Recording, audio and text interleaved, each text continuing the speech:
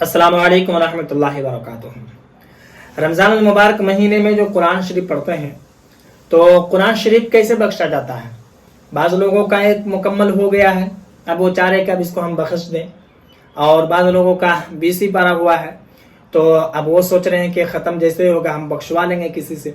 तो कुरान शरीफ पढ़ा हुआ रमज़ान में आप खुद बख्श सकते हैं, बहुत आसान तरीक़ा है। और दूसरी बात यह है कि रमज़ान मुबारक महीने में बहुत सारे लोग ऐसे होते हैं जो मजबूरी के तहत मुकम्मल नहीं कर पाते हैं, 20 पारा रह गया, 10 पारा रह गया, तो फिर वैसे लोग कैसे बख्शेंगे ये भी मैं आपको बताऊंगा।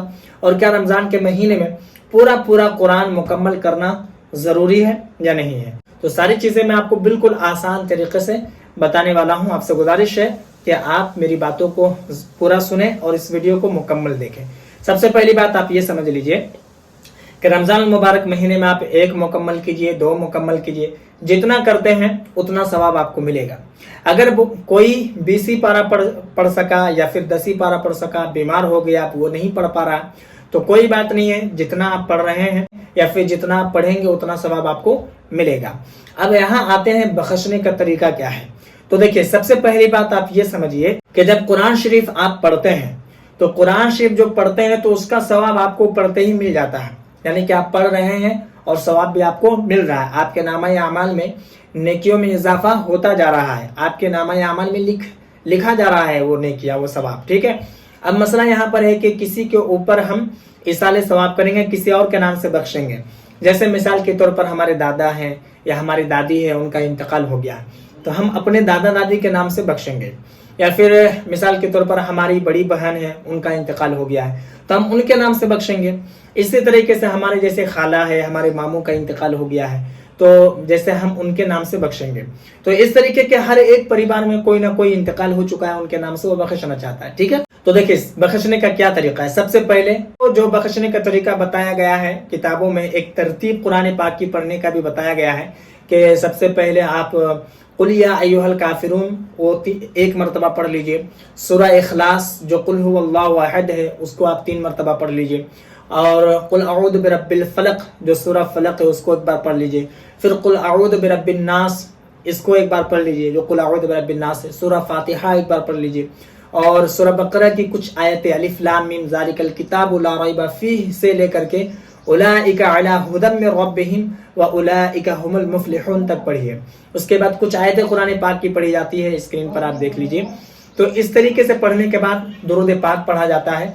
उसके बाद हाथ उठाया जाता है और हाथ उठा करके दुआ मांगी जाती है कि या अल्लाह, हमने जितने भी कुरान के पारे पढ़े हैं, जितनी भी आयतें पढ़ी है, इसमें अगर कोई गलती हमसे हो गई हो, ज़ेरो ज़बर छूट गया हो या कोई अल्फाज हमने सही से अदा नहीं कर पाए तो इसका जो गुनाह होता है तो अपने फजल कुरान से माफ़ अता फरमा। और जो सही पढ़ा गया है इसका सवाब तो हमारे नबी सल्लल्लाहु अलैहि वसल्लम की बारगाह में पहुंचा और तमाम अंबिया, तमाम सहाबा, तमाम तबीईन, तबा तबीईन, हुजूर की जितने आला औलाद हैं, उनके जितने अज़वाज मुतहरात हैं, इस दुनिया से जितने भी मुसलमान गुजर चुके हैं, मोमिनीन गुजर चुके हैं, मर्द औरत छोटे बड़े जितने भी गुजर चुके हैं, उन तमाम के अरवाह में पहुंचा। और बिलखुसूस जो हमने कुरान पाक की आयतें पढ़ी है, जो हमने 1 मुकम्मल किया है या फिर 2 मुकम्मल किया या फिर 20 पारे पढ़े गए, जितने आपने पढ़े हैं उसका नाम लीजिएगा। और बिलखुसूस जिनके नाम से आपको बख्शना, मिसाल के तौर पर या अल्लाह, हमने जितने कुरान पाक पढ़े हैं इसका सवाब मेरे दादी के रूह में पहुंचा, या मेरे दादा को इसका सवाब पहुंचा दे, या मेरे दादा के रूह में पहुंचा, इस तरीके से आप बोले। या फिर हमारी बहन को पहुंचा, या फिर हमारे भाई को पहुंचा, या हमारे जितने भी आपके खानदान दर खानदान में छोटे बड़े गुजर चुके उन तमाम के अरवाह में पहुंचा, उन तमाम को इसका सवाब पहुंचा। और उसके बाद आपको जो कहना है, उनकी मग़फ़िरत फरमा, उनके गुनाहों को माफ़ फरमा, उनको जो अजाब हो रहा है उनके अजाब को आप ख़त्म फरमा, जन्नतुल फिरदौस में आला से आला मकाम अता फरमा। इस तरीके के आप दुआ कीजिए। इस तरीके से एक बख्शने का तरीका है। ठीक है। और इसके अलावा अगर आप इतना नहीं कर सकते हैं तो एक आसान सा तरीका यह है कि आप 3 मरतबा दुरूद पाक पढ़ लीजिए, अपने हाथों को उठाइए और सिर्फ इतना कहिए कि या अल्लाह, हमने जितना भी पढ़ा है कुरान पाक, अगर इसमें कोई गलती हुई हो तो मुझे माफ़ फरमा दे और सही पढ़ने की तौफीक अता फरमा। और हमने जितना सही पढ़ा है इसका सवाब तो मेरे दादी को पहुंचा दे जो गुजर गए हैं, या हमारे दादा को पहुंचा दे, या हमारे नाना को, या हमारे नानी को, यानी कि जो भी आपके खानदान में गुजरे हुए हैं, इंतकाल कर चुके हैं, उन लोगों के अरवा में आप कहिएगा कि उनको इसका सवाब पहुंचा दे। बस ये आपका हो गया।